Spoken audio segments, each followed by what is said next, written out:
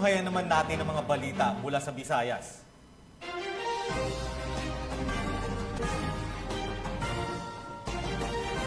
Imas Rehas ang nakatalang top 6 most wanted person sa kasong homicide matapos itong arestuhin ng PNP sa Barangay Suba, Cebu City.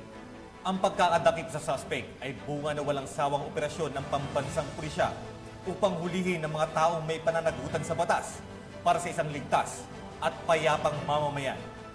Magbabalita dyan sa patroluman ni Kia Cañedo. Estado ng Cebu City PNP ang lalaking top 6 most wanted person sa kasong homicide sa Magsaysay Street, Barangay Suba, Cebu City.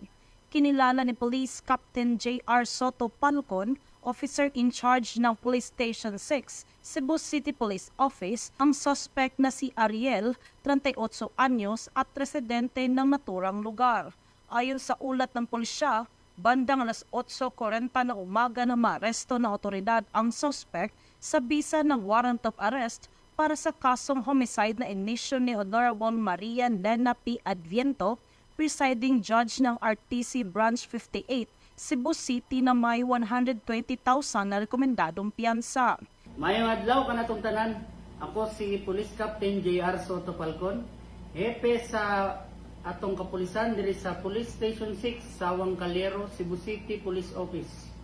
Akong dakong pasasalamat sa og pagdayeg sa pagtimbayayong sa mga lumulupyo sa Barangay Suba, Cebu City. Kaabag sa atong warrant tracker team nga panguluhan ni Police Lieutenant Loreto Tuliao Jr. Ini nadakpan sa atong warrant tracker team ang usa ka gipangita sa balaod nga kani siya ay nasa top 6 most wanted provincial level. 38 anyos o residente sa susamang lugar.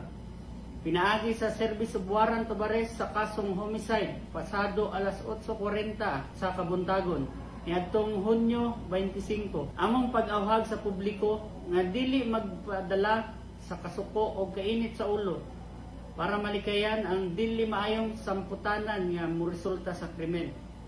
Ang Police Station 6 husganong mipasalig sa pagpatunhay sa kaluwasan o kahapsay sa publiko sulod sa among area of responsibility, subay sa lagda sa kalinaw o seguridad, sigon sa direktiba sa ato ang Chief PNP. Palipay o ipadayon ang maayong binuhatan. Kasalukuyang nasa kustodiya ng Police Station 6, Cebu City Police Office ang suspect habang ipinagbigay alam na sa kinakulang korte ang pagkahuli nito. Ang kapulisan ng Cebu City ay mas papaitingin pa ang kanilang kampanya sa lahat ng uri ng kriminalidad para matiyak ang kaayusan, kaligtasan at kapayapaan dahil sa bagong Pilipinas, gusto ng pulis, ligtas ka. Mula dito sa Cebu City, ako yung Police News Network Correspondent, Patrolwoman ni Kia Cañedo, alagad ng batas, tagataguyod ng balitang pulis. Salamat sa iyo, Patroluman Cañedo.